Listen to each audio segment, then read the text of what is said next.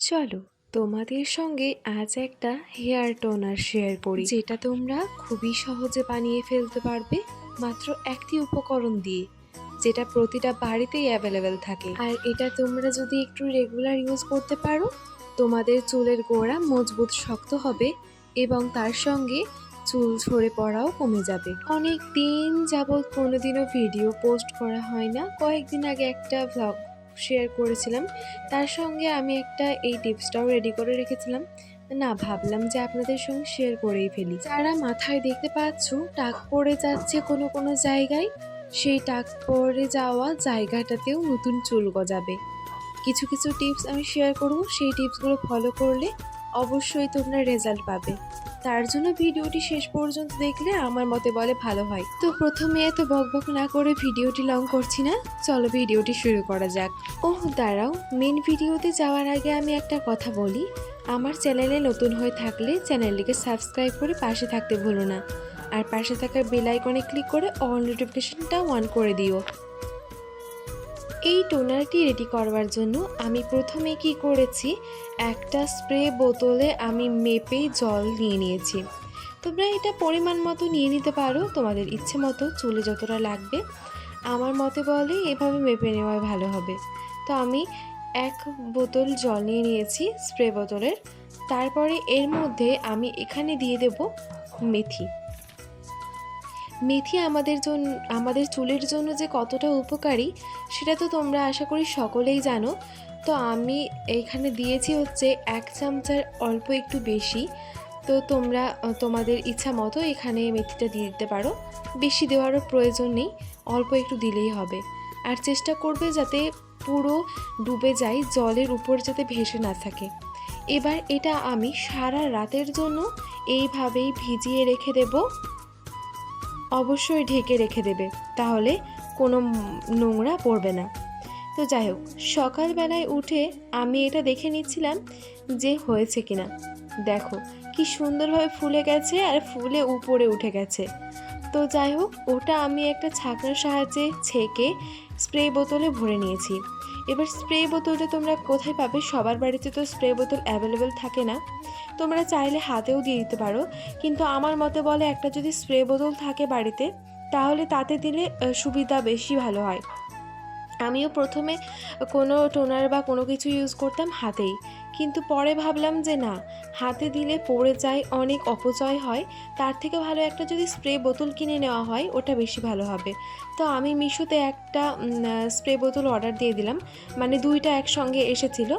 তো সেই স্প্রে বোতলটা তোমরা খুব সহজেই পেয়ে যাবে। মিশোতে সার্চ করবে স্প্রে বোতল বলে, অবশ্যই পেয়ে যাবে। দেখো কি সুন্দর কাজ করছে এটা। আর এইটার মধ্যে আমি ছেঁকে ওই টোনারটা ভরে নিয়েছি। দেখতেই পেলে কত সহজে আমার টোনারটা রেডি হয়ে গেল। আর কিছুই না, এর মধ্যে তোমরা চাইলে লেবুর রস অ্যাড করতে পারো, কিন্তু লেবুর রস অ্যাড করলে কি হবে, তোমরাকে সেই দিনই কিন্তু শ্যাম্পু করতে হবে। কিন্তু লেবুর রস অ্যাড না করলে কি হবে, তোমরা সেটা 2-3 দিন রেখে তারপরে শ্যাম্পু করলে কোনো সমস্যা হবে না। তো চলো তোমরা এটা কিভাবে ইউজ করবে সেটা বলে দিই।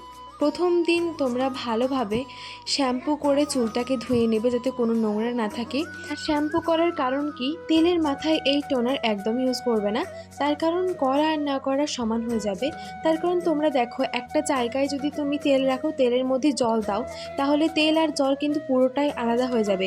এটা পুরোপুরি তোমার নিজস্ব কমন সেন্সের ব্যাপার, এটা সবাই জানে। তো যাই হোক, তার জন্য তেলের মাথাতে না দিয়ে শ্যাম্পু করা মাথাতে দিলে এটা বেশি কাজ করবে। আর হ্যাঁ, আরও একটা কথা তো বলাই হয়নি, এটা যখন ইউজ করবে তার আগে তোমরা খুব ভালোভাবে চুলটা আঁচড়িয়ে নেবে, যাতে কোনো রকম জোট না থাকে। তোমরা তো প্রথমেই দেখলে আমি ভালোভাবে চুলটাকে খুলে চুলটা ভালোভাবে আঁচড়িয়ে নিলাম, যাতে কোনো রকম জোট না থাকে।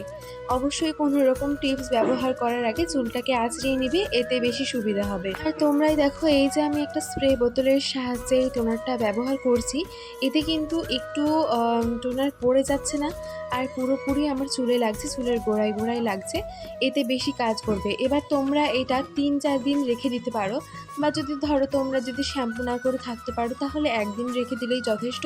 আর তাও যদি না থাকতে পারো তাহলে তোমরা কমপক্ষে 5 থেকে 6 ঘন্টা রেখে দিবে, তাহলেই কাজ করবে। এবার তোমাদের মাথায় আরও একটা প্রশ্ন আসতে পারে যে এটা কি শুধুমাত্র মেয়েরাই ব্যবহার করতে পারবে, ছেলেরা নয়?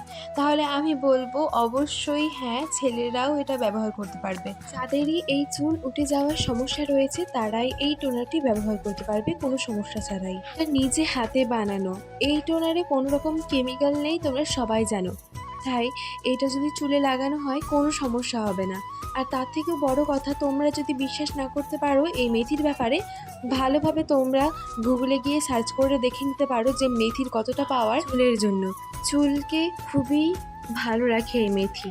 তো চলো, তোমাদের সঙ্গে ভিডিওটি পুরোপুরি একদম ভালোভাবে শেয়ার করার চেষ্টা করেছি, পুরোপুরি বলে দেওয়ার চেষ্টা করেছি। এবার তোমরা যদি মানে ভাবো যে না, এই ব্যাপারটা আমি বুঝতে পারলাম না, এই জিনিসটা আমি বুঝতে পারলাম না, আরও একবার জিজ্ঞেস করে নেওয়া ভালো, অবশ্যই কমেন্টে জানাতে পারো, কোনো সমস্যা নেই। তো এখানেই বিদায় নিচ্ছি, পরবর্তী অন্য কোনো ভিডিওতে আবারও দেখা হবে। সেই পর্যন্ত সবাই ভালো থেকো, সুস্থ থেকো, আর আমার চ্যানেলটিকে সাবস্ক্রাইব করতে ভুলো না।